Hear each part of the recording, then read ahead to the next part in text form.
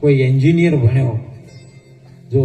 કેટલું જેટલું ભણ્યો, હું તો ઘણી વખત કહું છું બાપા, સંતોના અનુભવથી હો, મારું નહીં,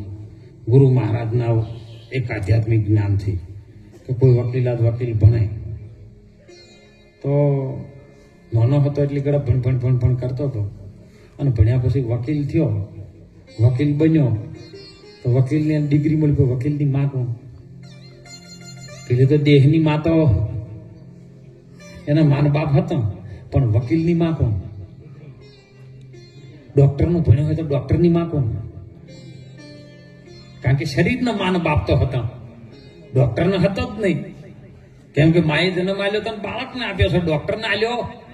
તો ડોક્ટર બન્યો, તો ડોક્ટરની માન બાપ કોણ? કોઈ દાડો આપણે તપાસ કરી? આપણે ઊંડા ઉતર્યા જ નથી કોઈ દાડો.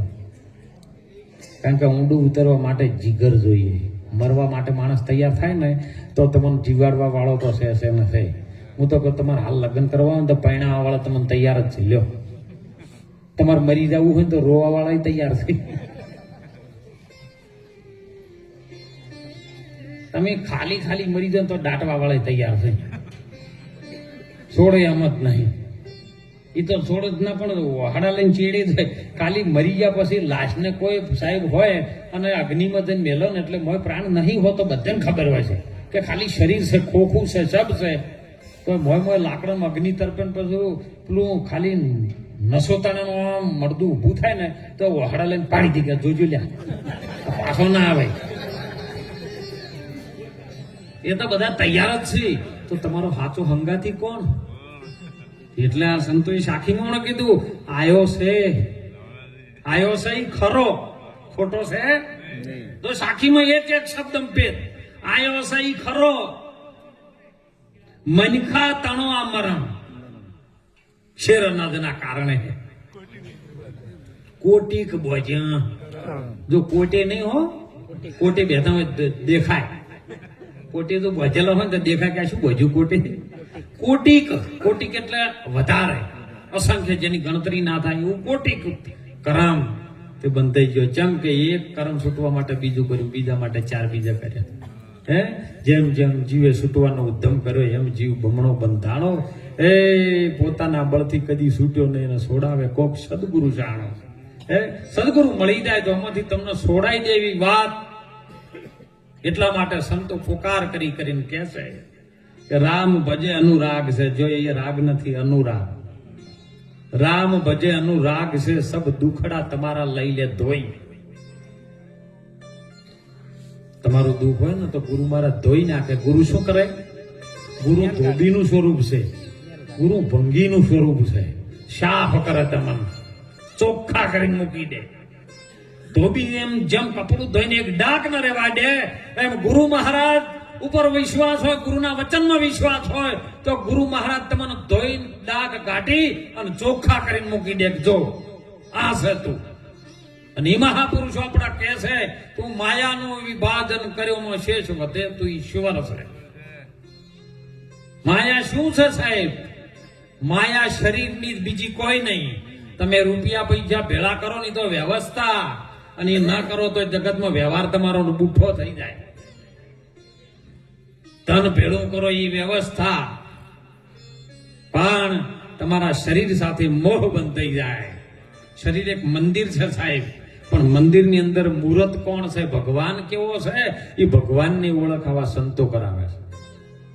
મંદિર તારું વિશ્વ રૂપાળું સુંદરમય સર્જનહાર. ઓનું સર્જન કને કર્યું છે? સુંદર.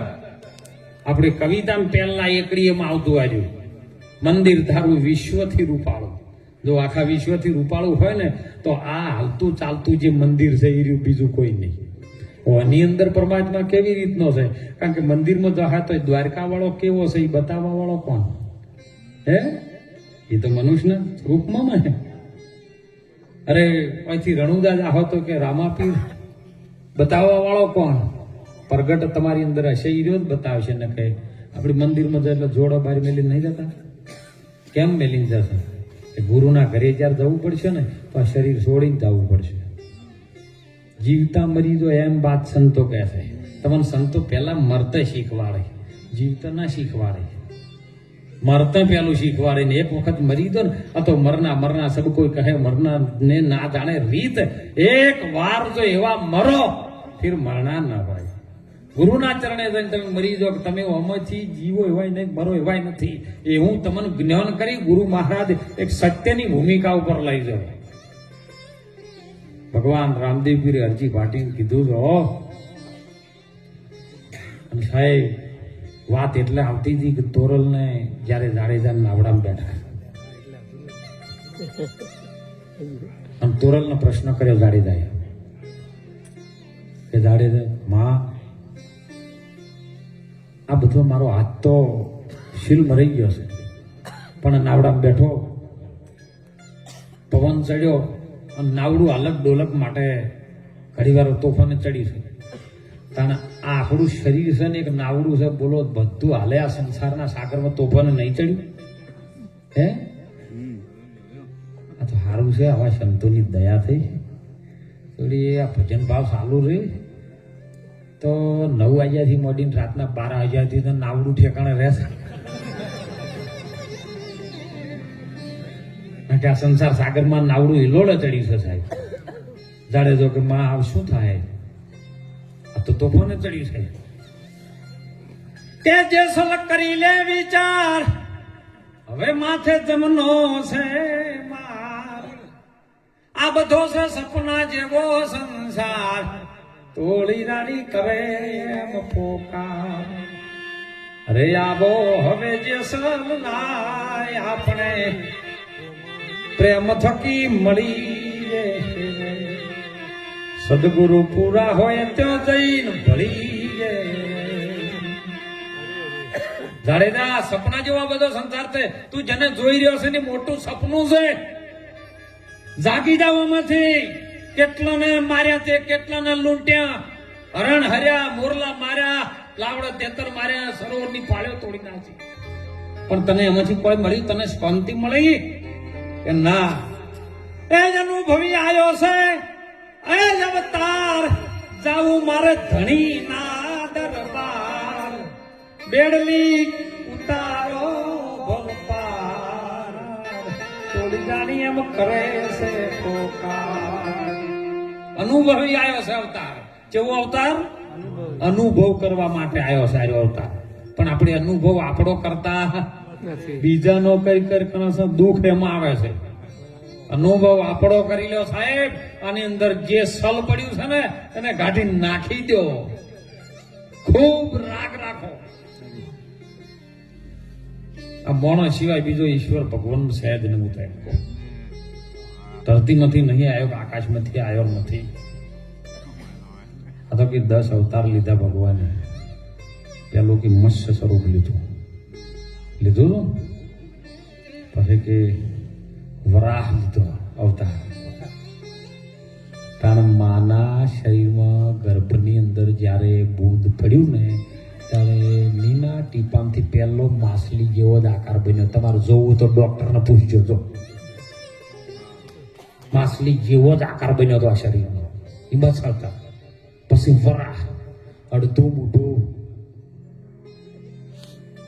પછી કે નરસિંહ અડધું નરનું થયું ને અડધું સિંહનું થયું હતું પછી તો જેમ સ્ટેપ બદલે છે ને 9 મહિનામાં અલગ રૂપ ધારણ કરી માણસનો અવતાર આવ્યો સ્તંભ ફાટ્યો છે અને ઈ સ્વરૂપ આપણી અંદર જ 10 અવતાર બધા લઈ લઈને બેઠા બોલો ખાલી કૃષ્ણએ નહીં લીધા એ રહ્યું જ પણ આપણને અનુભવ છે કારણ કે 4 વેદની રચના આખું જગત કરે પણ પોચમાની કોઈ કહેતું પોચમાં બ્રહ્માજી જયારે ભણતા હતા બ્રહ્માજી ભણતા હતા ને એટલે એના મુક્તિ જે પોચમા વેદનું જ્ઞાન હતું ને કોઈ લેવા માટે તૈયાર હતું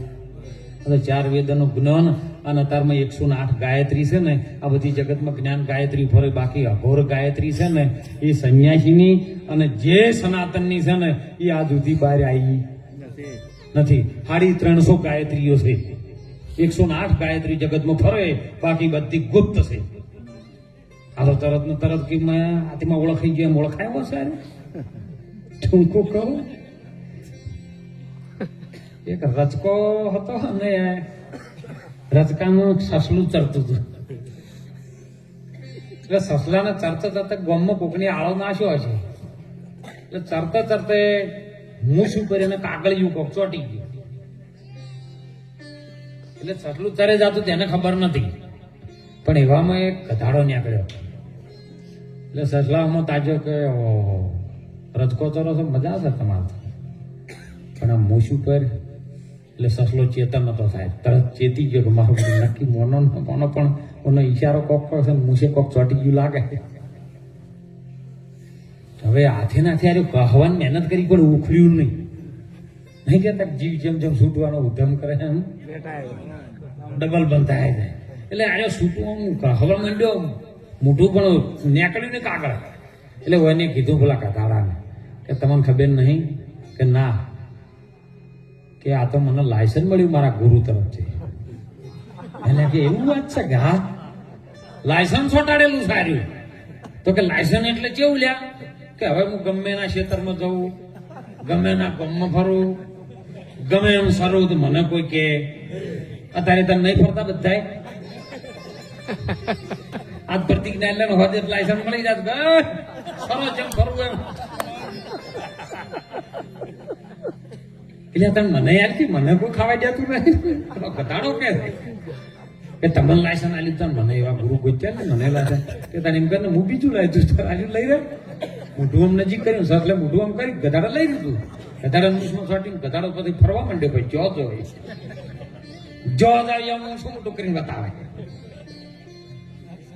ગામના સરપંચ નું ક્ષેત્ર હતું નજીકમાં અને એ રચકા માર્યો પહેરી ગયો વચ્ચો વચ્ચન ગજરમ સા લસો ખાવાનું ચાલુ કર્યું હોય ને અને સરપંચ આવે મારું બુડું હું ગામનો સરપંચ અને મારો લસકો ગધાડા ખાઈ જાય હાથ ગોઠાળી પડી ગયો લીધી રચકા વચ્ચો જાય ને ગધાડા પણ એ શું છે એટલે પેલો ગધાડો નેતો તમે આમ મોઢું ઊંચું કર્યું એટલે પેલા મનમાં શું મોઢું ઊંચું કરે સાહેબ મારો મને મોઢું ઊંચું કરે તો પેલો લાયસન્સ બતાવતો છોટી દીધી જો કે લાયસન્સ છે પેલો મોઢા પર ઠોકવાનું ચાલુ કર્યું મોઢું હો થઈ ગયું આનું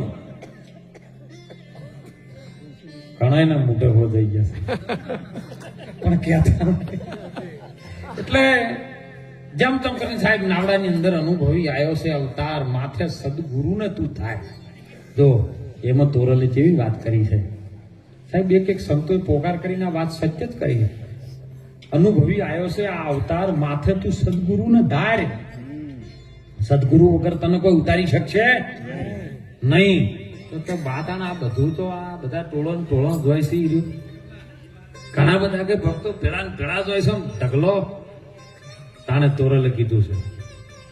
કે ભેદુ વિનાય તો ભેળા જો ને થોય એ નર તો અધૂરિયા કેવો એ કાયામાં એને નૂર નો વર્તાય એનું કલ્યાણ ચમ કરીને થાય કાયામાં નૂર ના હોય સાહેબ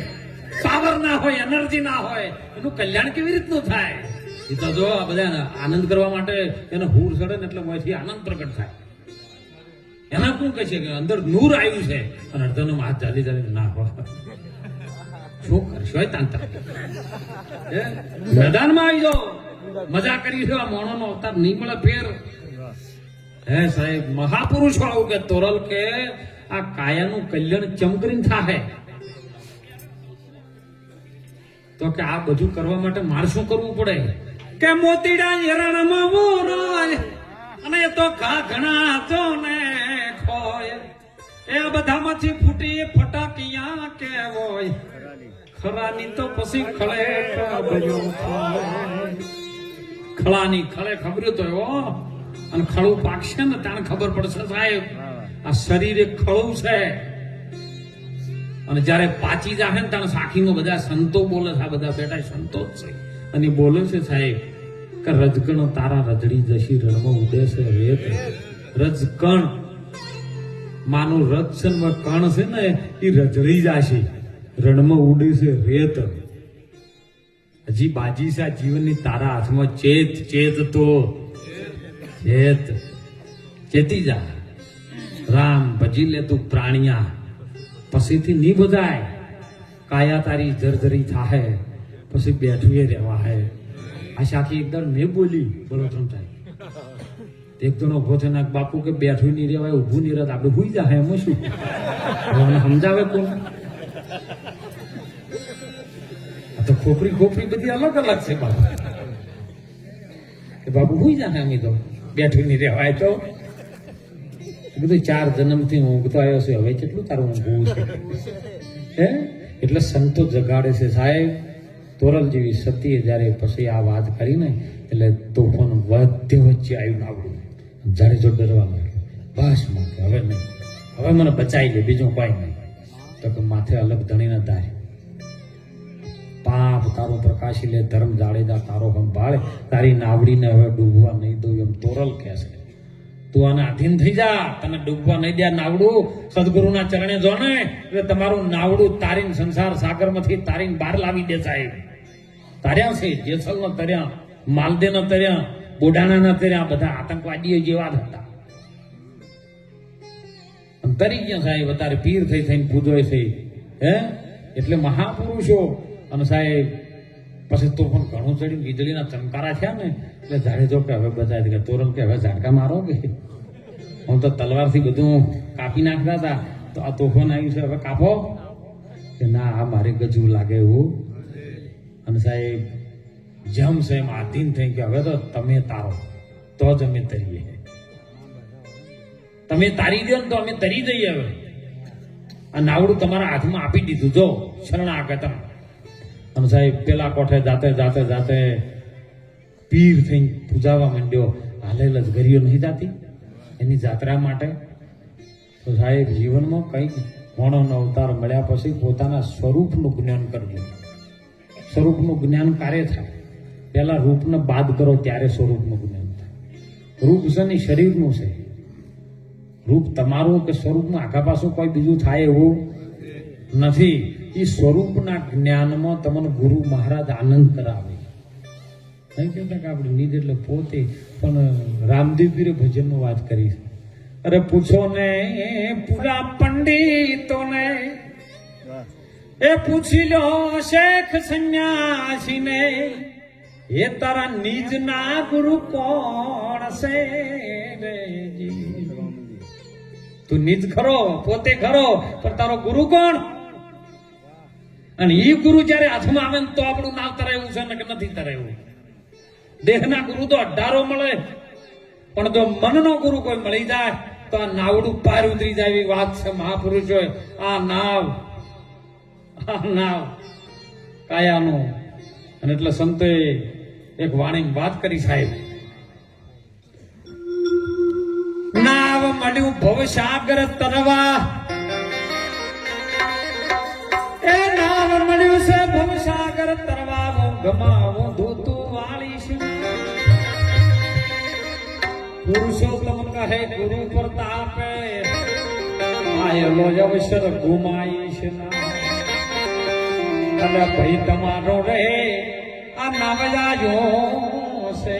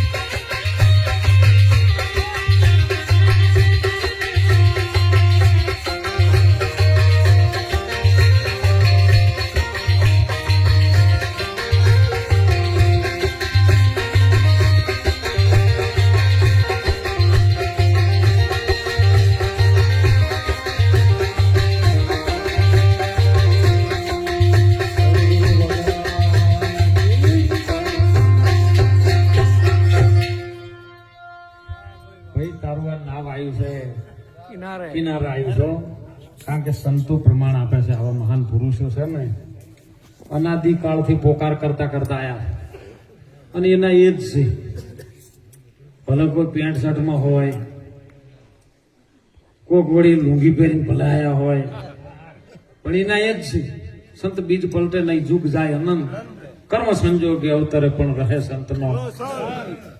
અવતાર લે હો જન્મ ના લે જન્મ લે બધું મોણો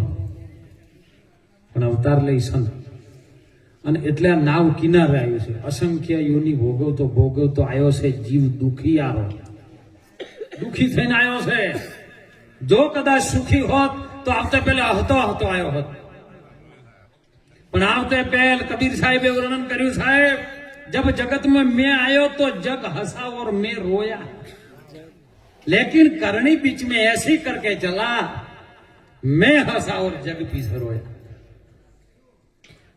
એવું કર્મ કરો સાહેબ જગત તમને યાદ કરે ફરી ફરીને નહીં આવે નાવ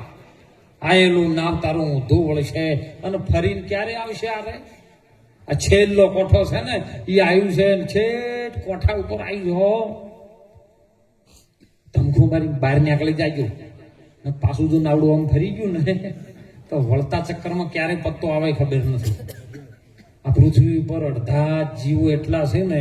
સવારે રાતે હુઈ જાય સવારે જાગતા જ નહીં બોલો નક્કી નહીં હોતો આપણે અડધા જીવો છે રોડ ઉપર જતા આવે છે